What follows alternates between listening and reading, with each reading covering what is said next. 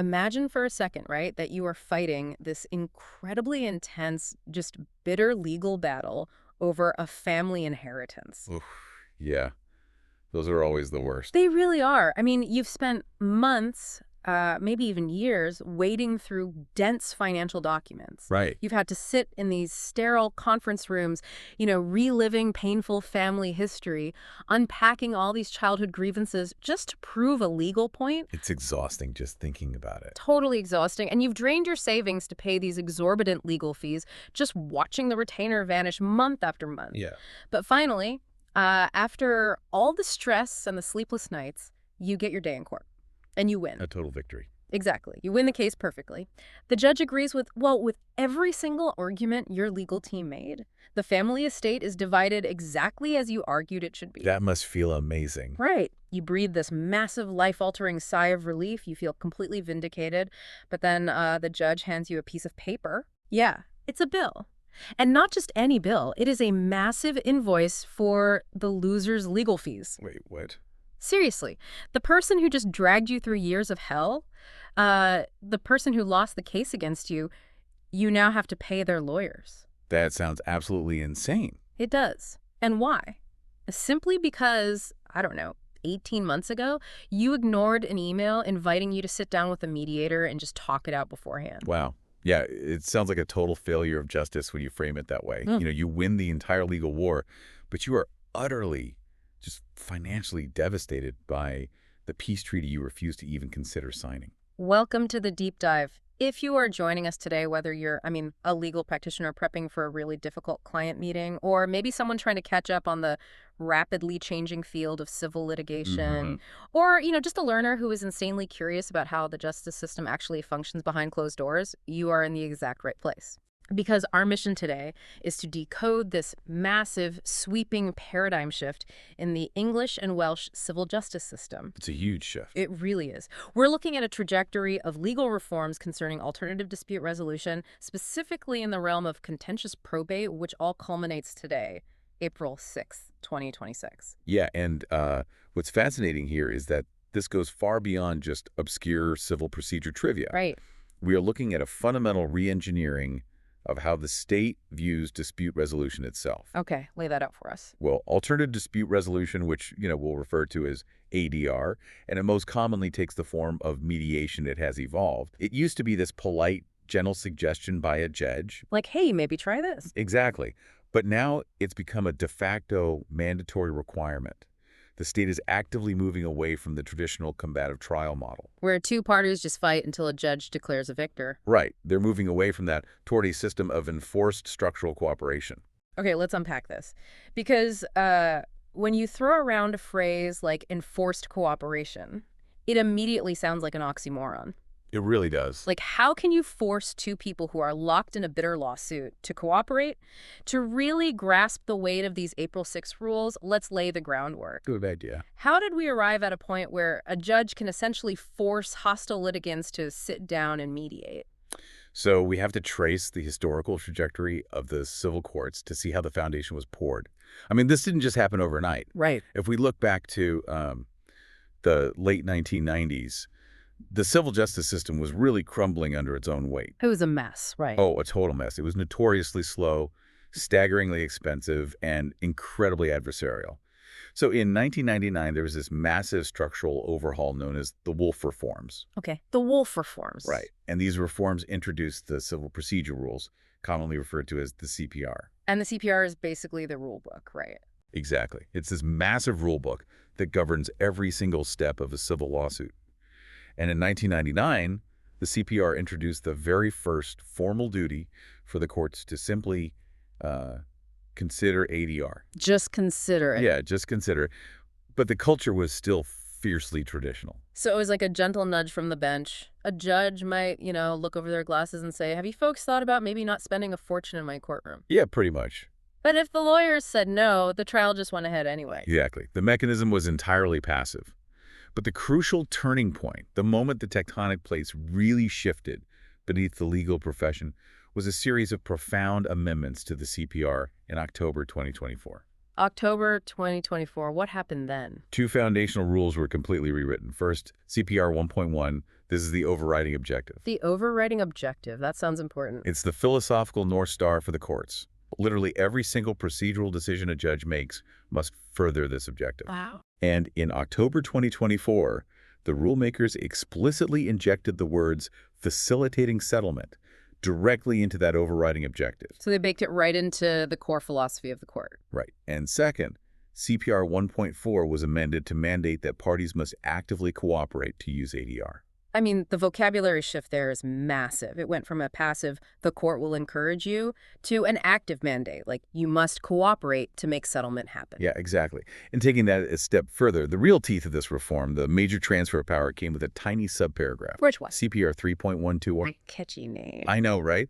But that specific rule expressly gave courts the power to outright order parties into ADR. Wait, order them. Yes, the judiciary no longer had to wait for the litigants to miraculously agree to mediate. The judge was given the authority to point at the parties and say, you are going to mediation and I am pausing this trial until you do. Man. Which brings us to today's date, April 6, 2026. What is the mechanical change happening right now? So the April 6, 2026 update, specifically Statutory Instrument 2026-97, alongside the 193rd Practice Direction, is really a moment of consolidation. Okay. It doesn't drop a shiny, brand-new probate-only rule out of the sky. Instead, it fully entrenches those aggressive October 2024 rules into the permanent bedrock of the system. Got it. It also explicitly extends the existing mediation pilot scheme through to April 2027. So while some practitioners might have been holding their breath for a specific customized new rule just for inheritance disputes. Right, hoping for a special carve-out. Yeah, exactly. The reality setting in today is that the existing incredibly powerful ADR provisions are now fully locked in, finalized, and endorsed as the absolute standard operating procedure across all civil litigation. There's no going back to the 1990s. None. It sounds like ADR used to be a suggestion box in the courthouse lobby. That's a good way to put it. Yeah, like you could drop a little slip of paper in if you felt like it, but mostly everyone just ignored it and walked straight past it into the courtroom to fight. But now, it's a mandatory toll booth. You have to pull over, you have to pass through it, and you have to pay the toll of engaging with the mediation process before the system will even allow you to see a judge. The toll booth is a perfect conceptual model. Yeah. We have witnessed a complete transition from judicial passivity to aggressive judicial ADR activism. Wow. Activism from the bench. Yeah. Courts are now urged not just to punish people after the trial is over, but to proactively pull levers, right? Ordering ADR early on, and even going so far as to select the specific mediation processes the parties must use if they can't agree on one themselves. That is wild. The judge basically operates as a heavily armed traffic cop, forcefully directing you into the mediation lane. But hold on. If I am putting myself in the shoes of someone going through a terrible family dispute, I mean, let's say my sibling has completely, perhaps even fraudulently mismanaged our parents' estate. Okay. I want justice. I want a public forum and a judge to declare that I am right and they are wrong. Sure. That's a natural reaction. Right. So if the state is putting up this mandatory toll booth and forcing people to mediate, is it even legal to block someone from going to trial? Well, that exact tension plagued the legal system for 2 straight decades. Really? Oh, absolutely. To understand how we resolved it, we have to look at a landmark Court of Appeal case from November 2023 called Churchill v. Merthyr Tydfil. Churchill v. Merthyr Tydfil. Right.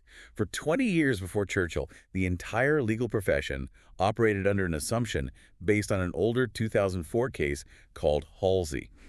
Okay, what was the Halsey assumption? The Halsey assumption was that forcing an unwilling party to mediate was a fundamental violation of their human rights. Wait, if Sir Geoffrey Voss, he was the judge in the Churchill case, right? Yes, the master of the rules. Right, if he overturned a 20-year precedent like Halsey, he couldn't just wave away the European Convention on Human Rights? No, of course not. Because Article 6 of the ECHR guarantees the right to a fair and public hearing. Yes, it does. So the old argument was, if you force me into a private, closed-door room with a mediator, you are denying me my Article 6 rights. Did Sir Geoffrey Voss find a loophole, or did he fundamentally redefine what access to a court actually means? He fundamentally redefined the application of the right. Okay, how so?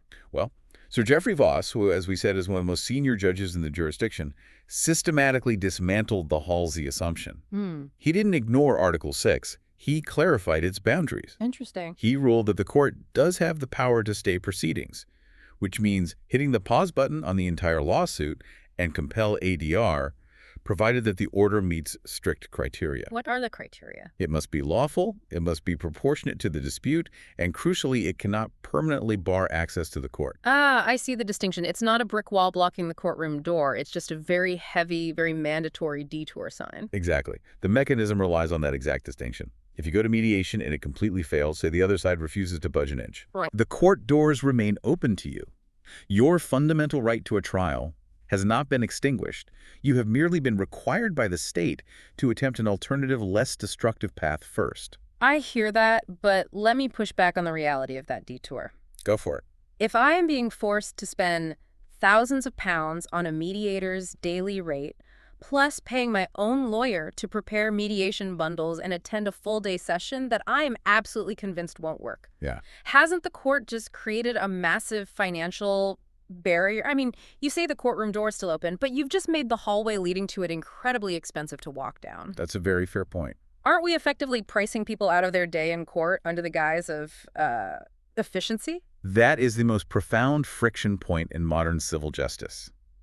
If we connect this to the bigger picture, the system is performing a highly calculated balancing act between genuine access to justice and systemic survival. Systemic survival. Yeah, and there is compelling empirical data on this. Research, such as the studies by Shipman, highlights that it is precisely the threat of an adverse costs award that effectively pushes parties into mediation. So the court knows exactly what it's doing.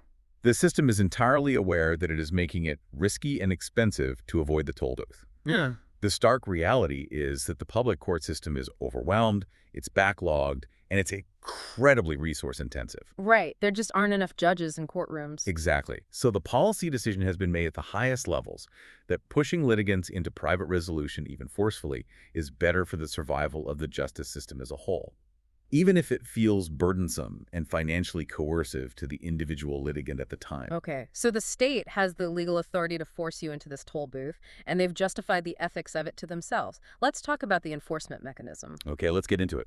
Because having established that courts can order mediation, we have to look at how they actually punish you if you try to blow right through the barrier. And this is where it gets really serious. Yeah, this brings us into the terrifying high-stakes world of cost sanctions. How does the court actually hit back? It hits litigants in the only place that reliably changes behavior: the wallet. Of course. The mechanics of these penalties are ruthless. Well, Under the rules, now fully entrenched as of today, we look at CPR 44.25E. okay. This is the rule that governs who pays what at the very end of a lawsuit. It explicitly requires courts to look backward at the conduct of the parties and consider whether anyone unreasonably failed to engage in ADR. So let me get this straight. The trial is over, the dust has settled, the judge has delivered the verdict declaring a winner and a loser. Right. And then, before everyone goes home, the judge sits down to do the forensic accounting on the lawyer's bills. And they are legally mandated to check the history of the case to see if anyone ignored a mediation invite 2 years ago. Yes. The backward-looking audit is mandatory. Wow. But the crucial word there is unreasonably. Okay, yeah. Because how does a judge objectively decide if a refusal was unreasonable? They don't just go off instinct, do they? No, they don't. They rely on a very specific set of criteria known as the Halsey factors. Ah, Halsey again. Right. Even though Churchill overturned the human rights aspect of Halsey, the practical factors for assessing conduct remain the gold standard. Let's walk through those Halsey factors, because if I'm a litigant, I need to know exactly how a judge is going to grade my behavior. Sure. There are 5 core factors a judge will weigh. Okay, number 1. First is the nature of the dispute. Is this the kind of conflict that mediation could actually solve? What's an example where it couldn't? For instance, if a case involves severe, complex allegations of systemic fraud, where cross-examination is the only way to get to the truth, a judge might agree that mediation was inappropriate. That makes sense. But if it's a fight over the financial valuation of an estate, mediation is perfectly suited. Okay, what's the second factor? Second is the merits of the case. Did the party reasonably believe they had a watertight slam-dunk case? Wait, if I have a slam dunk case, shouldn't I be allowed to just go to court and win? Why would I compromise if the law is 100% on my side? Because the courts have repeatedly stated that even if you have a strong case, there is always litigation risk. Right. Things can always go wrong. Exactly. Witnesses misremember things, documents get excluded. Believing your case is strong is a factor, but it is rarely a total shield against the duty to Yeah. mediate. Good to know. Third factor. The third factor is the cost of the mediation compared to the value of the claim. Oh, the proportionality. Right. If you are fighting over a £5,000 asset and the mediator costs £4,000, forcing mediation is obviously disproportionate. Okay, that's logical. Number 4. Delay. Did the party proposing ADR do it at the 11th hour just to run out the clock and delay the trial? Ah, so you can't just use ADR as a tactical stall. Exactly. And finally, the fifth factor, the prospects of success. Meaning, would it have actually worked? Right. Would mediation have actually worked, or were the parties so entrenched and hostile that it would have been a meaningless charade? So a judge takes those 5 factors, applies them to the timeline, and decides, you know what, your refusal wasn't based on a legitimate need for a trial, you were just being stubborn and unreasonable. Yes. When a judge makes that finding, what is the ultimate weapon they pull out of their arsenal? The ultimate weapon is a specific type of financial penalty known as indemnity costs, defined under CPR 44.33. Here's where it gets really interesting, because the mathematics of this penalty are just staggering. Walk us through indemnity costs. Okay. Because, explain the math. The difference between normal costs and indemnity costs is basically the difference between an inconvenience and bankruptcy. That's completely accurate. Let's build a concrete scenario to illustrate. Please do. In the standard English legal system, the general rule is that the loser pays the winner's legal costs. Right. But they pay them on what is called a standard basis. And the standard basis involves strict proportionality discounts. What does that mean in real money? So let's say you win your case, and your lawyer hands you a bill for £100,000. You submit that to the court to make the loser pay. Okay. The judge looks at the bill on a standard basis and says, well, your lawyer charged £500 an hour, but for this region, £350 is more proportionate. And they spent 20 hours drafting this single witness statement, which is excessive, so we'll only allow 10 hours. So the judge is aggressively trimming the fat off the bill. Right. And any doubt about whether a cost was reasonably incurred is resolved in favor of the paying party. The loser. Exactly, the loser. Because of this trimming, on a stand basis, the winner might only recover 60% to 70% of their actual legal fees. Wow. So out of that £100,000 bill, you might only get back £65,000 from the loser. You, the winner, still have to pay the £35,000 shortfall out of your own pocket. So even a total flawless victory in court is incredibly expensive. The financial reality of winning is often a huge shock to clients. I bet. But indemnity costs completely flip that mathematics. How? If a judge orders indemnity costs as a punishment, they remove the proportionality requirement entirely. Whoa. Suddenly, the judge doesn't care if the hourly rate was a bit high or if a task took slightly too long. Furthermore, the burden of proof shifts. Any doubt about a cost is now resolved in favor of the receiving party, the winner. The guardrails just come completely off. Completely. In practical terms, an indemnity costs order means the loser is on the hook for roughly 80% to 100% of the winner's legal fees. Oh my God. So instead of recovering £65,000, the winner recovers £95,000 or even the full £100,000.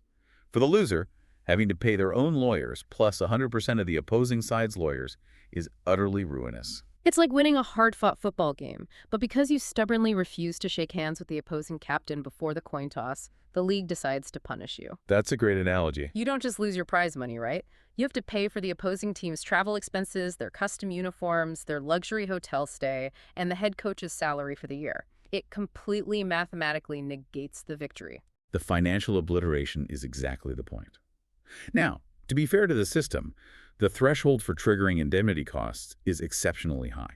Okay, so judges aren't just handing these out like candy. No, not at all. Citing established precedent like the case of Hosking v. Apex, indemnity costs are strictly reserved for conduct that is entirely out of the norm. Out of the norm. Right. It's not a penalty for making a minor procedural mistake or filing a document a day late. Good. However, the courts have now made it aggressively, unmistakably clear. Repeatedly refusing ADR, ignoring mediation invitations, or deliberately obstructing the settlement process, easily crosses that threshold into out-of-the-norm conduct. I want to make this abstract threat of financial ruin incredibly concrete for the listener. Okay, let's do it. Let's walk through the case law hall of shame that the recent legal updates highlight, because there are specific, highly dramatic examples of litigants who decided to play a game of chicken with the judiciary, and they lost spectacularly. You certainly did. Let's start with the scenario we used to open this deep dive, the winner who lost. This is the case of Conway v. Conway from May 2024. What went wrong here? Conway is the ultimate cautionary tale of hubris. Hubris, I love it. Tell me more. This was a complex property dispute. Yeah. And the defendants in this case actually won. They won the whole thing. They did. They went to trial, argued their points, and the judge ruled in their favor. They successfully defended their property rights. Oh, okay. But when the trial concluded, and it came time to assess the costs, the judge looked back at the pretrial correspondence. The claimants had made a formal offer to mediate the dispute, and the defendants had flatly rejected it. Why did they reject it? Did they have a clever legal reason? No, and that was their fatal error. They rejected the mediation offer by calling the very idea of sitting down with the other side absurd. Absurd? That was the word. They felt their case was so strong that they shouldn't have to negotiate at all. Yeah. The judge was completely unimpressed by that arrogance.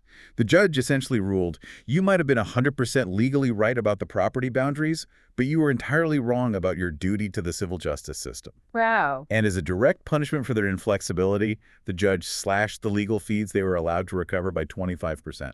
That is a massive penalty. Taking a 25% haircut on tens of thousands of pounds in legal fees, even though you were completely right on the underlying law. It hurts. It proves that having a perfect legal argument does not grant you a bypass lane around the toll booth. The legal mechanics back that up entirely. And while a 25% reduction is painful, the penalties get much, much worse when the behavior moves from arrogant to outright obstructive. Okay, let's hear the worst case scenario. Let's look at what is widely considered an absolute disaster class in litigation strategy. The case of Fernandez v. Fernandez from October 2025. Okay, set the stage for Fernandez. This was a dispute over the removal of an executor in an estate, correct? That's right. What exactly did the appellant do to enrage the judge so much? Well, this case is a textbook example of crossing into out-of-the-norm conduct. His Honor, Judge Matthews, presided over this appeal. Okay. The appellant didn't just casually decline a single mediation offer because they were busy. They engaged in a sustained campaign of avoidance. The opposing side proposed mediation dates, and the appellant ignored them. How many? In total, the appellant ignored 26 separate proposed mediation dates over a prolonged period. 26 dates. I have to pause here because the human element is just baffling. It really is. Let's diagnose the psychology of that. I mean, are these people getting catastrophically bad advice from their lawyers, or are they just so blinded by decades of toxic family resentment that they literally can't see the financial cliff they are running toward? Honestly, it is almost always a toxic combination of both. Yeah. In contentious probate disputes, which Fernandez was, the litigants are rarely operating on a foundation of pure, calculated logic. They are operating on decades of perceived slights, deep emotional baggage, and a desire for moral vindication. Right. They want to be told they are the good sibling. Exactly. But the crucial takeaway from Fernandez is that the court's patience for exploring that psychological baggage has completely vanished. They don't care anymore. Not at all. Judge Matthews looked at the timeline, the bounced emails, the deafening silence to 26 dates, the attempt by the appellant to drag out proceedings by suddenly bringing up new, unpleaded issues that weren't even part of the original lawsuit. They really tried everything to avoid the room. They did. And the judge found it patently obvious that the appellant simply did not wish to mediate under any circumstances. And when the judge reaches that conclusion, the hammer falls. It falls hard. The appellant lost the appeal itself, but the true punishment was the costs order. Let me guess. Indemnity costs. 100%. Yeah. Judge Matthews hit them with a 100% indemnity costs order. They were ordered to pay virtually every single penny of the estate's legal bills without any proportionality discounts. That's a financially ruinous consequence for ignoring your inbox. It absolutely is. That is terrifying. And we don't just see this in cases of active hostile refusal, do we? We also see people getting punished for what is essentially the cost of silence. Yes. Right. Cases like PGF2 from back in 2013 and the much more recent North Amber Plick decision from July 2024. The North Amber ruling is vital for practitioners to understand. In that case, the Court of Appeal examined a party who didn't say no to mediation. They just simply failed to respond to the invitation. They just ghosted them. They bury their head in the sand. And the court viewed that silence as a form of passive-aggressive hostility. So what was the punishment? As a direct result, the court raised the costs order against them from 70% to 75%. 5%. Right. And that 5% swing represents a massive amount of money in corporate litigation. The overarching message from the appellate courts is that silence is not a safe harbor. You can't just pretend the email went to your spam folder. Exactly. The judiciary draws a very sharp line between legitimately needing time to prepare a case and what the precedent in Thakur v. Patel refers to as dragging feet. Dragging feet. Yeah, if the court determines you are dragging your feet in the hope that the other side simply gives up, you will face sanctions. But let me play devil's advocate for a second. Go ahead. Surely there are scenarios where you genuinely, practically cannot mediate right away. Sure. Is there any exception to this iron-fisted immediately approach? What if you literally don't have the facts yet? Well, this system isn't entirely blind to practical reality.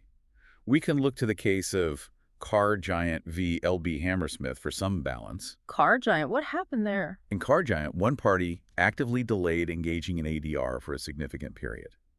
But when the trial concluded, the court explicitly chose not to penalize them. Oh, how did they escape the sanctions? Because their delay was tactically, logically, and legally justified. Okay, what was the justification?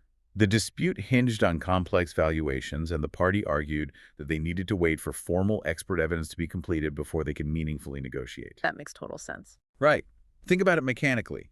You cannot settle a multi-million-pound damages claim in a mediation room if neither side actually knows the objective value of the damages. You're just guessing numbers at that point. Exactly.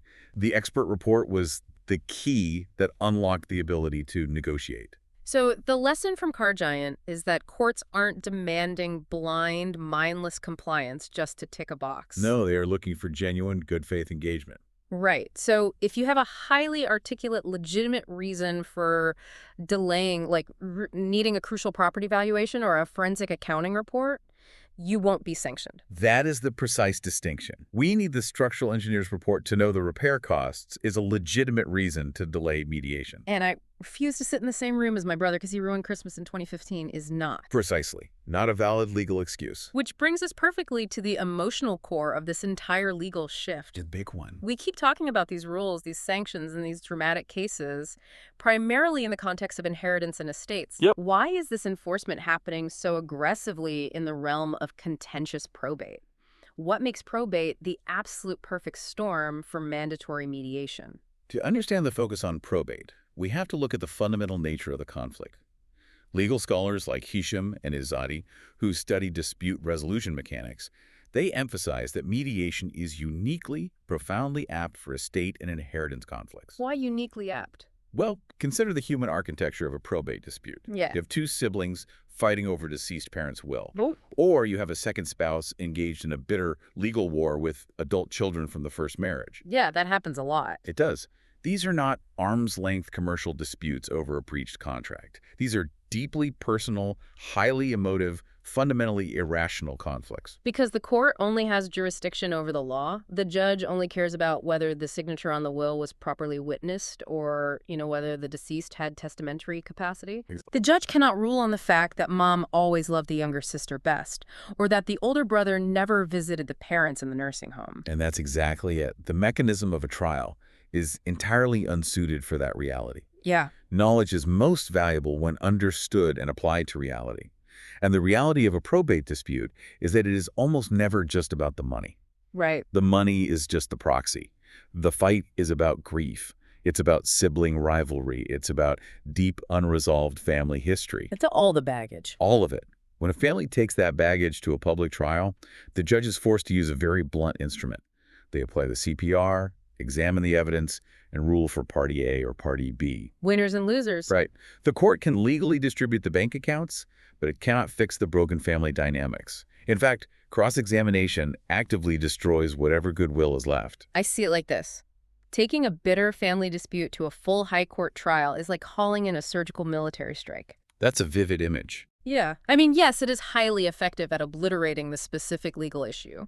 It will definitively, violently cut out the problem and end the lawsuit. True. But the collateral damage is absolute. It leaves the family totally dead. There is no shared Thanksgiving dinner, no joint family holidays, after you've paid a barrister to publicly cross-examine your sister and accuse her of manipulating your dying father. The collateral damage is total. You're absolutely right. Mediation, by contrast, operates on a totally different wavelength.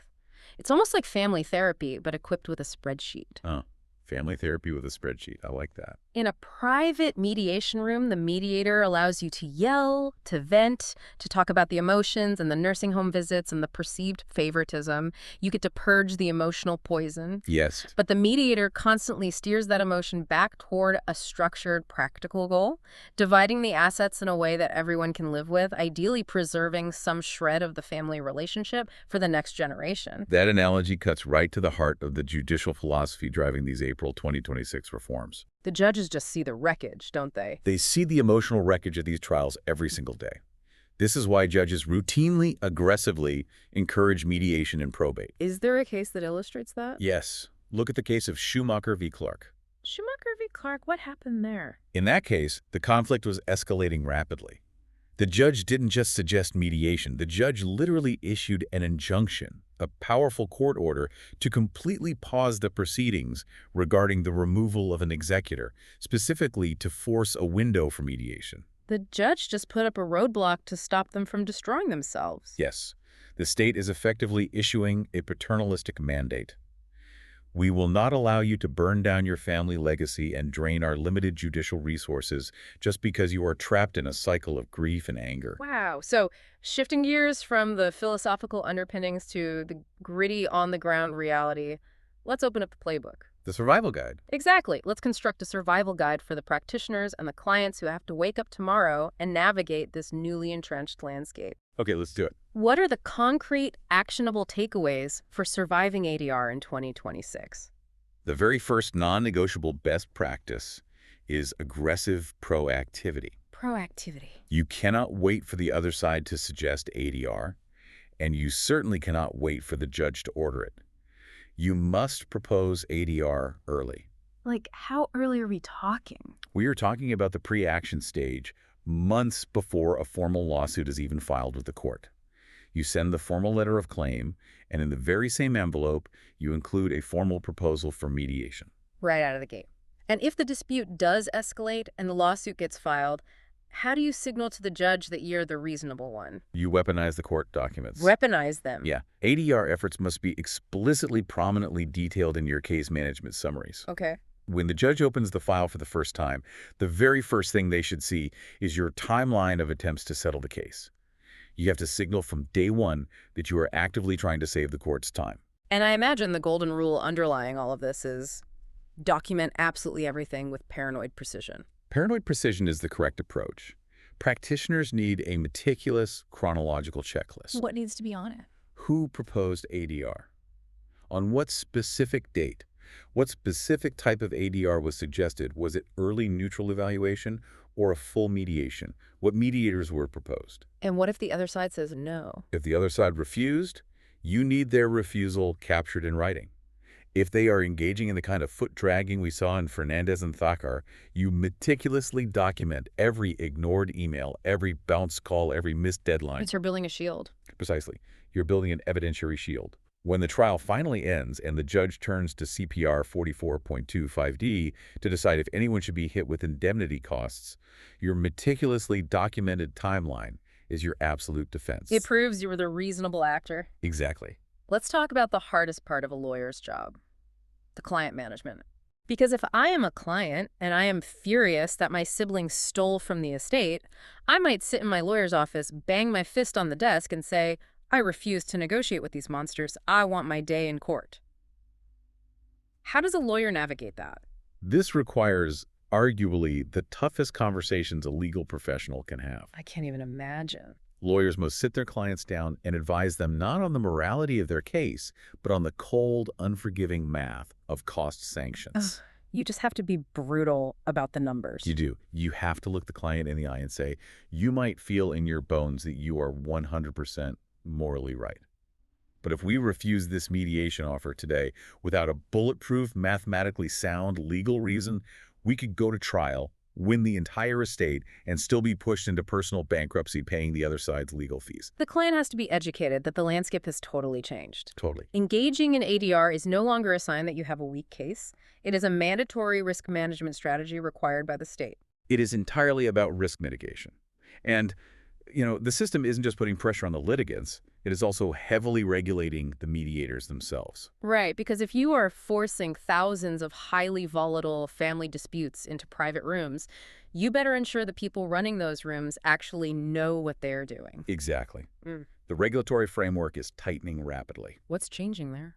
Well, the Civil Mediation Council, or the CMC, has developed a rigorous new code of practice. The consultation period for this new code actually just closed this month, April 2026. Right on time. Yeah. This framework is aggressively raising the ethical and competence standards for accredited mediators. What kind of standards? It dictates how they must maintain neutrality, how they handle power imbalances between abusive family members, and how they manage confidentiality. That makes sense. Because the state is forcefully funneling citizens into this private system, the state has a heavy burden to ensure these mediators are highly trained, rigorously regulated professionals, not just someone who took a weekend seminar. Right, you can't just hang up a shingle and call yourself a mediator anymore. Not if you want the courts to recognize you under this new regime. Whether you are a senior litigator prepping for a massive high court trial or just an everyday person who might one day have to deal with a messy family will. The practical lesson from this deep dive is glaringly, undeniably clear. Do not ignore the email. Do not ignore the mediation email. Even if reading the opposing side's claims makes your blood boil, you have to engage with the process. If we connect this practical advice to the bigger picture of the legal industry, mitigating this risk is actually sparking structural changes in how litigation is funded. Wait, really? How so? We are seeing practitioners actively sourcing specific legal funding or bespoke insurance policies solely to cover the costs of engaging in ADR. Insurance for mediation. Yeah. Think about the strategic advantage. If your client genuinely says, I cannot afford the £3,000 to hire a mediator, the lawyer can reply, we have an insurance policy that covers the mediation fees. That is fascinating. We have reached a point where the financial markets are literally insuring litigants against the cost of being forced to talk to their own families. It's incredible, but it's true. It removes the very last excuse a litigant or a judge might accept for not attending. It systematically dismantles any defense against the toll booth. As we near the end of our analysis, let's pull back from the immediate rules and just gaze into the crystal ball for a minute. Let's do it. We know exactly what the landscape looks like today, April 6, 2026. The toll booth is built, the sanctions are armed. But where is this massive trend heading? What does the civil justice system look like in 2028 or 2030? The trajectory points toward even more formalized compulsion. More compulsion. How much stricter can it get? Well, first, we are looking closely at the Civil Justice Council, the CJC. Back in their August 2023 final report, they laid out detailed proposals for a new contentious probate protocol. Okay. If this protocol is formally adopted and integrated into the CPR, it would fundamentally change the timeline. How so? It would take the current system, where ADR is strongly encouraged and backed by terrifying sanctions at the end of the trial, and make it mechanically, inescapably mandatory at the absolute beginning. So a literal hard stop at the courthouse door, you wouldn't even be able to file the initial lawsuit. Exactly. The mechanism would require a formal certificate. You would have to prove to the court clerk that you attempted ADR before the system would even generate a case number for you. Wow. That changes everything. It does. We are also going to witness the rapid evolution of a dedicated, highly specialized mediation culture. Which means more specialized mediators. Yes. We will see the rise of niche probate mediators who are heavily cross-trained in both complex trust law and family psychology. Mediation will cease to be an alternative. It will become a massive self-sustaining industry unto itself. And what about the case law? Are there still unresolved questions the Supreme Court needs to answer? Absolutely. The appellate courts are soon going to have to clarify the absolute, final outer limits of what constitutes an unreasonable refusal. Like finding the edge of the cliff. Right. For instance, the system needs to answer a very specific hypothetical. Can a one-sided refusal to mediate by an unsuccessful party trigger a 100% indemnity cost order entirely on its own? You mean without any accompanying bad behavior? Exactly. without hiding documents, lying on the stand, or abusing court staff. Just the pure refusal to mediate. That's Fernandez answer that. The Fernandez ruling heavily suggests the answer is yes, but the Supreme Court will eventually have to draw a definitive, uncrossable line to provide certainty to the profession. So what does this all mean? When you zoom out from the dense CPR rule numbers, the Halsey factors, and the terrifying cost percentages, the overarching theme of this deep dive is undeniable. It really is. We are entering an era where trial by a public judge is viewed by the state as the absolute last resort. A full trial is no longer seen as the primary noble function of the justice system. It is increasingly viewed as a systemic failure. That is a stark but entirely accurate assessment of the modern judicial mindset. The system is designed fundamentally to resolve disputes, and it has empirically decided that empowering a judge to forcefully dictate a resolution from the bench is the least efficient, most financially damaging, and most emotionally destructive way to achieve that goal. Which brings me to a final thought for you listening, something that builds on what we discussed earlier about the European Convention on Human Rights, Article 6, and this ever-present, suffocating threat of adverse costs pushing people away from the courtroom. It's an important point. If the state is intentionally making it so financially terrifying to go to trial, if they're threatening to bankrupt you with 100% indemnity costs just because you genuinely felt your complex case deserved a public judge's eyes, are we accidentally privatizing justice? That is the big question. In our desperate rush to clear administrative court backlogs and force societal cooperation, are we inadvertently creating a two-tiered justice system? A system where only the ultra-wealthy can actually afford the financial luxury of taking a risk on a public trial, while everyone else in the middle and lower classes is economically bullied into settling behind closed doors, regardless of who is actually factually right on the law. This raises an incredibly important structural question, one that goes to the very heart of democratic access to the law, and it will undoubtedly define the next decade of civil justice reform. It is definitely something to mull over the next time you hear a rumor about a messy family inheritance fight. The real high-stakes battle might not be happening in a grand oak-paneled courtroom. It might be happening in a small, windowless, private conference room, driven entirely by the terrifying fear of a massive bill. Thank you for joining us on this deep dive into the rapidly changing landscape of probate law and civil justice. Stay curious, keep questioning the invisible systems operating around you, and keep exploring.